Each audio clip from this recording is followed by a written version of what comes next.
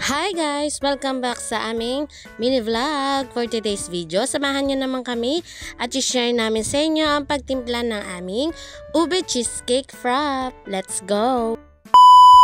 So, eto na nga guys. Habang gumagawa ang aking mister na si Dan, na iba pa naming order dito sa aming munting tindahan, naisipan namin na i-share sa inyo ang paggawa ng aming cheesy ube frap na pwedeng-pwede nyo nga idagdag sa inyong small business. Sa dami nga na nagtatanong sa amin kung paano gawin ang aming ube cheesecake frap, eto na guys, i-share na namin sa inyo ang aming recipe. Sa isang blender, maglagay ka ng tubig na 100 ml. Lagyan mo ito ng 4 scoop na ube powder, any brand, at 1 jigger na fructose. Then, lagyan mo ng tube ice o crush ice na ganito lang kadami, guys. Kung large nga ang gagawin natin, guys, hanggang dito lang ang sukat ng yelo natin. Sa mga nagtatanong naman ng blender namin, ito po ang gamit namin, Oster brand. Kaya durugin nito ang ating tube ice. Nito lang po ang paggamit niyan, guys.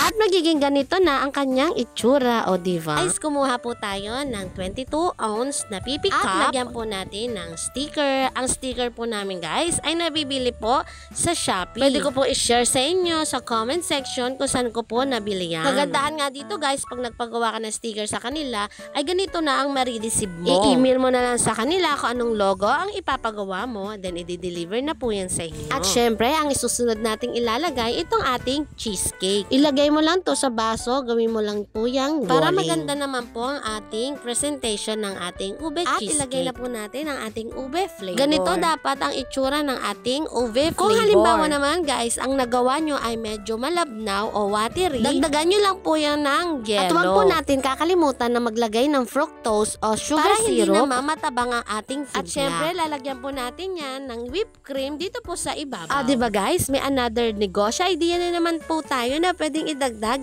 sa ating munting tindahan. At itong nilagay po natin sa ibabaw guys ay isi-share naman namin sa inyo sa next vlog namin. At syempre ang huli natin gagawin ay ang paglagay natin ng grated cheese sa ibabaw. Ang brand po pala na gamit namin dito ay OK Bar Cheese. At para ma-achieve nyo naman ang ganitong gandang grated cheese, lagay po natin ang ating cheese sa ref ng ilang oras bago natin gamitin. At ayan na guys, tapos na natin gawin ang ating cheesy ube frap. Lagyan na natin to ng dome lid at ipak na natin at i-deliver na natin yan sa ating suki. At ayan na guys, meron na tayong negosyo idea na pwedeng idagdag sa ating munting tindahan. At kung nakaabot ka nga sa video na to guys, don't forget to like, follow, and share na po ng ating mga mini vlogs dito po sa ating FB page. Yun lang, maraming salamat. Bye-bye!